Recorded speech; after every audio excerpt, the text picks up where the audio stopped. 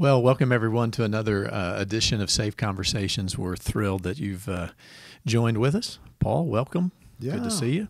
Good to see you. And we're going to be talking about relationships. Yeah. And, from my perspective, reading the New Testament, reading what Jesus is talking about as being, what's most important, relationships are it. Yes. Yeah. And so they are so important in what we're called to do and asked to do. They're a major part of our lives, of course, and but they're also it's an area where there's a lot of potential for a lot of pain and hurt and damage. Yeah, they have that ability to bring almost euphoric joy. And then when it's more like a betrayal type relationship, this crushing pain that sometimes people don't get over, or at least don't get over easily. So do we, in your work, are you seeing an elevation of relationship issues, or is it just there's a different type of relationship issue, or is it, nope, this has been happening, it's at the core, it's usually the same thing? I think my area gets a little diagnostic with it because of our training and insurance reasons and giving diagnostic coding. So there are categories for individual problems like depression. Mm-hmm. But what I would find with a depressive person around the individual having the depression are layers of relationship.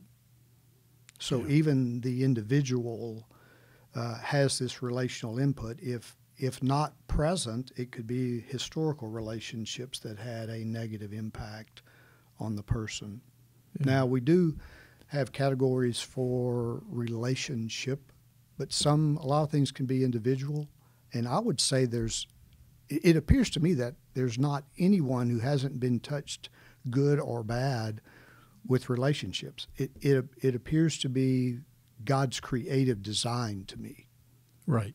It does. And which brings me to this, you and I have had some conversations about, which I find fascinating, in how a child develops attachments to their parents and the parent to the child, and how this is actually shaping them and how they see their world at a really young age that I don't think the majority of parents even think about. So could we just discuss a little bit about that little bundle of joy that you come home and how that relationship with the parent and child is working?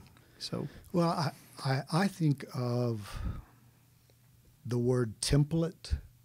The child has their first experiences with this set of parents or single parent, or if it's a single parent, there could be a grandmother, grandfather, but those that have the most time with the child. And they are literally in their little brain encoding in a first-time way what this is like. Now, that's very hard for any of us to get because we've already got hundreds of categories and templates for different personality types. The child does not. They literally are creating one initially when we think about attachment. Historically, would say with the mom. Now, I know that doesn't necessarily have to be today, but let me use that. The child is actually in utero picking up some emotional things from the mom just via her system of organs and heartbeat and racing of heart or breathing patterns. And then the child's, and that's the emotional brain, which we believe at conception in utero, that part of the brain is active. It would be sort of the right side midbrain. And that part of the brain is active all your life from then. The interesting thing, Fred, to me, when I think of relationships is for the little one, what we'd call the cognitive, more thinking, rational brain doesn't come online till about 2 years old. So this child, if you think of building homes, has a foundation that's extremely neurological, brain-based, emotional, and in their body. And here's the thing that's difficult, is they don't have symbols or words to tell you what's going on. So they are pre-verbal with this intuitive sense of people without a word to go, Dad's mad. Right. They don't have that. And so the parent is somewhat saddled with the responsibility to reflect reality to the child. Then the child eventually gets words for, I'm mad, I'm sad, I'm hurting. And what is interesting about those relationships as that child moves through childhood, teens, and adulthood, there are people who are limited in their experience of certain emotions because the parents don't express them. So I can meet a person who doesn't feel sad, but instead feels mad. They never ran into an experience developmentally at those foundational times of sad. So they are experiencing sad, all right, but it's being funneled right into, I am totally ticked about whatever that is. Yeah. Yeah. So it's fascinating. So as a child develops, at 2 years old, you said, the kind of the cognitive side of their brain. And they're getting verbal skills then. They're very limited. Three more words will come online.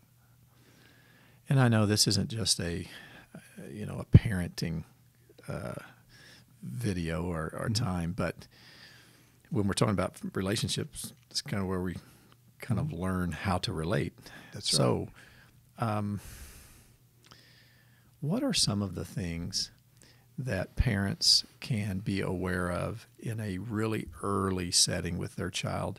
And Paul, I'm talking about things like shame, things like confidence, knowing they're loved versus the shame, and how close that line is. Can you talk about that a little bit? It's almost like how do we either prevent or repair some of these toxic moments? Is that kind of what you're saying, where shame may come out toward the child? Yeah. I was, and I don't know if it was you and I that discussed this, and maybe I'm using your example here, or picked it up somewhere, but like a child that is exploring, let's say, the world outside in their yard, and everything's new and everything's fascinating. And so they go to the garden and they pick up a rock out of the garden that Dad doesn't want taken out of the garden because he spent all that time working. And the child just kind of toddles over and is kind of excited about this, what he just is. I got a rock discovered. And Dad, instead of going, wow, that's really cool, is just, frustrated and busy. And it's like, no, you need to put that back right now. And it's a harsh tone. And the child is overwhelmed with a sense of... Yeah, it's shame. It's one psychiatrist that's writing out there on shame. Kurt Thompson is a guy that people, if people want to read about that, would say it shears the brain. The child is moving because of a certain amount of trust. A child can explore. If they explore enough, the next step is sort of using of skills, and then eventually there's a mastery of skills. So this exploring is built on safety. So if the kid's out there exploring, there's a little bit of safety, and Dad can just be having a bad day, work problem, who knows, financial problems. And when that happens, the kid, think of the kid literally, in an emotional sense, moving toward the dad, all excited. And when they get the opposite, their brain does not have the capability to sort of flip that over real quick and go, oh, that's Dad. The kid actually thinks it's themselves, but the brain is literally, gosh, it's like a north to south, real quick flip for the child. Now, what the parent can do, and I would recommend this for parenting or any relationship, we can repair what we do to people. Or in theological terms, we can repent. We can think it through. We can go, wow, that wasn't so great. I'm going to try to reconcile. I like the word repair because Dad can go, wow, I saw your face. I mean, the eyes will get big, the head will drop. They may even have a startle reflex. There are children smaller have been known to even wet their pants if there's too much dysregulation of the adult. I mean, that's really, if you scare an adult that much, you've really frightened them. Yeah. So these little ones just don't have those mechanisms.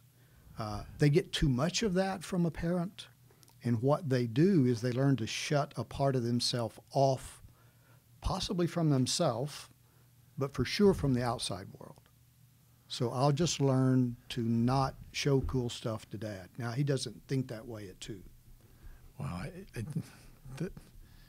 There's so much there that could be explored. I think it's, to me, I find it fascinating to think that it didn't cross my mind. This kind of information wasn't given to me as a parent, No, to be wasn't honest. available. I just would have loved to have that information, because the concept that the child doesn't have the ability to go, well, Dad's just kind of gripey today. You know, he's having a bad day. They can't do that. They just immediately go, I'm bad. Yeah, they self-reference is the word we use, and they will, if somebody doesn't give them meaning for what they encounter, they create meaning, and it has to do with them. Right. Now, there are exceptions to that. There are people that seem to be able to, a little earlier than others, to go, that's not me. That's a bit of an anomaly to me, in the sense of that's an oddity. Most of us are self-referencing. Would that be then, again, nobody's perfect, so parents are going to make these mistakes. Yes. And, you know, we hear this all the time. Well, kids are resilient. No, they're just resilient. They'll bounce back. They can handle a lot of stuff, which I understand why we say that. But the truth is, if that kind of behavior is repeated, then the child carries with them this kind of shame. And, Paul, doesn't it begin to then impact how, since we're talking relationships, how they then begin to relate? It does. Yeah, it's, if you think of, this is going to be a bit simplistic, but I think it helps to get it. The mind has its first relational map with mom and dad. And if you think of, at my age, at 63, I remember still unfolding paper maps, driving down the road, trying to navigate. There literally is a map, and that map says things like, this is okay to do, this is not okay. And the bottom line for the kid is, I don't want to be hurt. So what makes it okay is, if I do this, am I going to get hurt? If I do this, will that be more of an attachment, connect, safe relationship? And we definitely carry it with us. There's an interesting term in psychology for the first about 5 years of life. It's called childhood amnesia. Most people don't have tons of vivid, accurate, Kodak color type memories of that. Now people will have them, but for the most part, we don't. More flashes of something. Yes. It's more, we would say it's implicit, not explicit. At 5 and so we sort of get videographic, unless there's trauma or some reason not to remember. So kids don't remember. They just know that they've got this orientation to being, they won't even know this. What we will observe is that they're kind of withdrawn, they're kind of angry, they're kind of a pleaser, they're kind of a conformist. And they carry that all the way into adult life. And it really, when we talk about relationships, whether it's childhood relationships, whether it's parent-child, whether it's teen, or whether it's young adult or marriage or mid-adult, senior adult, a lot of people don't understand what we're saying today, is that they already have a map. You don't just meet somebody at 25 and make up a map. You've already got one. That's good. Do you know what your map is? That's wisdom. Do I know why? For me, let me tell you part of my map that I didn't know. When people do this to me, and they get a furrowed brow, I'm in trouble. I mean, maybe they just got a weird brow, Paul. You know what I'm saying? But that, just the nonverbal is like, man, I'm in trouble. Yeah. And until I begin to understand that had to do with Dad's furrowed brow, and I've got a whole network down there that says something bad did happen and it could happen again, because the brain, for the most part, is designed to protect you. It's like a little pit bulldog in there looking for any danger, barks, fusses, runs away, always looking for safety. So when we tell people in church settings, theological type discussions, when we say we need you to trust God, that's a really hard thing. That's another relationship, right? We haven't talked about the one with God yet. Not but that one yet. when you have the pit bull watching for danger, and then all of a sudden, I don't trust people very well, that would be insecure attachment. More of a secure attachment sort of has a more balance with that. Sure. So if I don't trust people very well, and now you're asking me to trust this really big being that people don't exactly know how to understand him and all that, I think we ought to cut people some slack, and go, like the guy in the Bible, I believe, help my unbelief. I think that's just a good prayer. I do too. It's one of my favorite. It's one of the most honest. I love it. I like that. Yeah. Well, I'm thinking here, covered it quite a bit, and it's very, very helpful. I think maybe take a positive approach. So the child is developing, and certainly shame is one of those areas that a child can feel. Yes. And you talked about ways of repairing that, of trying to recognize and, hey, I'm sorry, and talk to them. What are some of the positive things children pick up early on, at an early age, that's going to benefit them in their relationships down the road? What is it that they're picking up that's really helpful? They are literally wired to connect. Now, that's the neuroscience perspective today. They'll even call the brain a social organ, Fred. I mean, that's a big statement to say the brain is primarily. I mean, the brain does a lot of stuff. Yeah. But they are using this title of it's a social brain. So the child is already geared to connect. The difficulty for the parent in creating what we call a secure attachment. And by the way, the listeners can go and find attachment styles, plug that into a Google search or web search. It would be good to know those categories. There are ways to take little assessment tools to know what your childhood attachment style was, because that comes into play. Okay. Real quick side note, we will nearly always, gosh, that's too strong. Yeah, let me say it that way. Nearly always in a married couple or any type of close relationship, there is an avoidant attachment style and an anxious attachment style. So if you knew that, you would benefit. Now, that's a young attachment style that expresses itself in a marital relationship where they're wanting to attach. So the little one, I mean, we're talking more about the little one right now, they're geared for that attachment. The parent knowing their attachment style is the best spiritual, psychological remedy they can have for being an effective parent. I believe that. If you know your style, if you know you're avoidant, no wonder you don't want to hug your kid. Wow. If you're anxious, no wonder you want to overhug them, and then you get all freaked out if they're not going to be okay. Then you can tell the kid that. I don't know how to hug you. We probably won't say that, but I might. So maybe could we provide a link with this program? We'll get them some information of where they can find that. Yeah, there are actually places you can sort of do online assessments. There's a little bit of reading. I've never done one of those. Wow. Well, yeah, again, fascinating. So the child is developing, so now we're still in childhood in this relationship. And there are some things that are going to benefit the child as they go into the next, as they grow and they become developing their own relationships. Yeah. So obviously there's the sense of feeling loved. Paul, isn't it the feeling you can make a mistake and it's okay?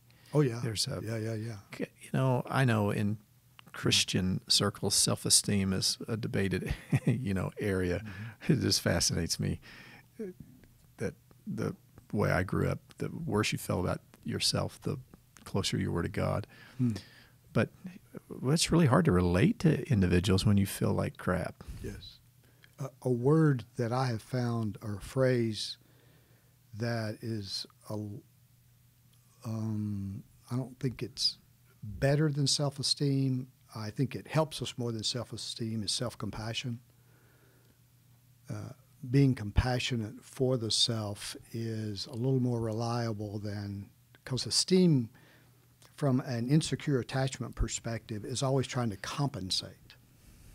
But compassion fits with, we're created with dignity and design, and God loves us. And so love your neighbor as yourself. It's sort of that as yourself that's part. Right in line with Scripture.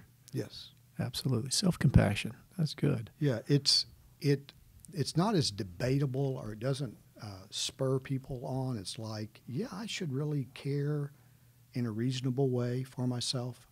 And if people kind of get what I call, like the old dog's hackles up when they hear self-compassion, I try to calm people by going, love yourself the way Jesus does, and it will always be good for you.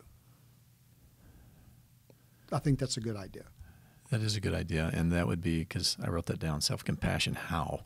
And that's something to be explored, I think. Yeah, it'd be worth us talking about somewhere along the way. I think that would be a good topic. Real quick with the kids, because I know we're running closer to our time, what the parent can look for in the child and what an adult are to look for in another adult is a safe haven and a secure base. That's what the child, those are two phrases in attachment literature. So a safe haven means I can pull my boat into a safe harbor where I'm not going to be hurt, or that I can be protected. Almost think of the arms of a parent around a child. Secure base has to do with this idea of as a reasonable consistency from the parent, reasonable consistency of care, and so on. So the child begins to go, I can kind of know my inside world because mom and dad do, and I can kind of know my outside world. And those also are foundational to a person having compassion for the self, because mom and dad had compassion. The child carries a felt sense of that compassion. And, well, I think all of this is extremely helpful. And this kind of, since we're running out of time, we're talking a little bit of early childhood. Maybe next time we'll kind of continue to develop the relationship through adolescence into, adult relationships. And maybe as we continue down this path, we can explore even some healthy friendships as adults, because the more you explore the New Testament and what the Bible is teaching us and guiding us and giving us wisdom, that we can't do it alone. Mm-hmm. It's just not intended to do this alone. So we need other people, but that can't happen if we don't know how to develop relationships. No, can't happen. All right. Well, thank you, everyone. And again, thanks for joining us for this edition of Safe Conversations, and we look forward to seeing you next time.